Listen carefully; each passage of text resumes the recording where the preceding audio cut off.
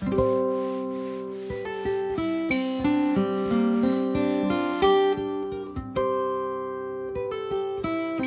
have to have this empathy with the timber and to try to coax sound out of a piece of wood, which is, continues to fascinate me. The fact that you can make these beautiful sounds out of bits of timber, it's like crazy, bits of timber and a piece of string.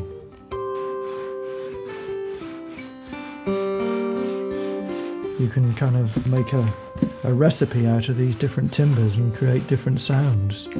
And depending on the timbers themselves, you're making them different thicknesses and bracing them in different ways to try to extract the best qualities from them. So it's a fascinating subject to pursue. If a customer comes to me with a sound in their head, I have to try to work out what it is that they're trying to describe to me, and I'll suggest different timbers that we might make it out of. What's nice about it though is you learn something different every week, and it's one of those things, the more you find out, the less you know as well. I'm sure there's a famous song there, the more I find out, the less I know. When I was a child and a teenager, they were horrible things that you bought, which is why I started pulling them apart and making them nicer to play. But the standard of stuff that's out in the shops today is astonishing, and the price that you can buy it for. All because you're buying it made in some far-flung country on the other side of the world where they pay you a bowl of rice a day for making guitars so that we can all enjoy a guitar for 50 quid over here, You're paying a price somewhere for it.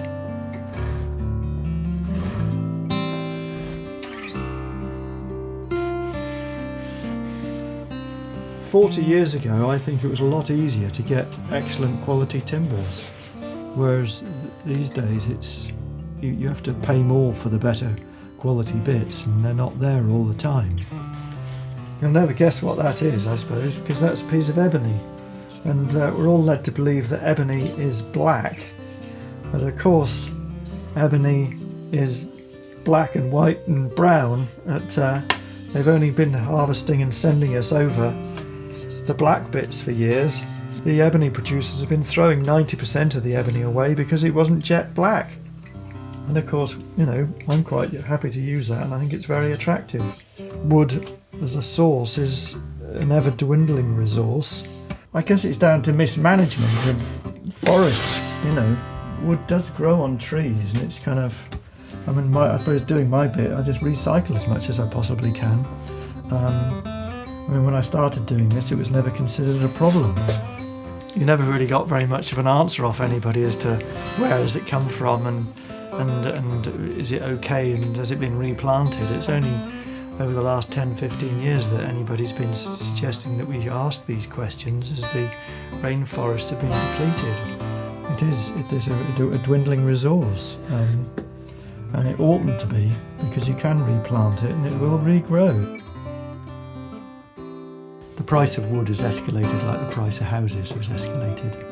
It's stupidly more expensive. You could live on 20 quid a week when I started doing this. It's all you needed. If you're a guitar maker, you have to improvise and just make it up with what you can find. There's still plenty of skips in the street full of stuff. Most of the mahogany that I use is recycled, not all of it. Brazilian mahogany isn't imported into this country anymore, and hasn't been for, 7 or 8, maybe 10 years, I can't remember.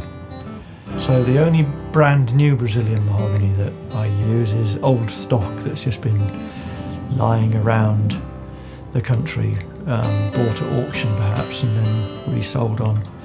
When furniture factories close down, people will, they'll sell their old stock of wood off. People will go, oh, here's a plank of Brazilian mahogany, and wood dealers will snap it up and chop it up into guitar wood for us. But the other source is recycling it. These are old snooker tables, and I built whole guitars out of it. You build the back, sides, front and neck all out of recycled snooker tables or whatever. So a very nice way of building a guitar. But it's ultimately very satisfying building instruments out of recycled materials. You know, it's just, you know, there's a certain joy in that for me. You know, someone else's rubbish, you're transforming it into a beautiful instrument. That, you know, you just go, that's cool.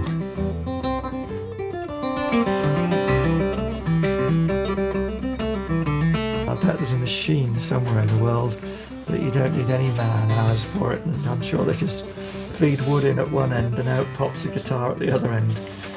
But that's not the way I do it. I like making it by hand. You know, I love all this. Carving it, shaping it, making sure it's just right. It's, that's what makes it a pleasurable job. And normally the cricket commentary's on, you're off in your own little world. So you just lose yourself in the joy of building them. Which if you've got a factory, a whole load of computer controlled machinery screaming, it wouldn't be the same. And you'd have to employ people, and you'd have to do all that stuff, which doesn't interest me in the slightest. This one that I'm making is 503, I think. Yeah, 503. So, you know, that's taken 4 decades to do that. So, are there another 100? I don't know. Yeah.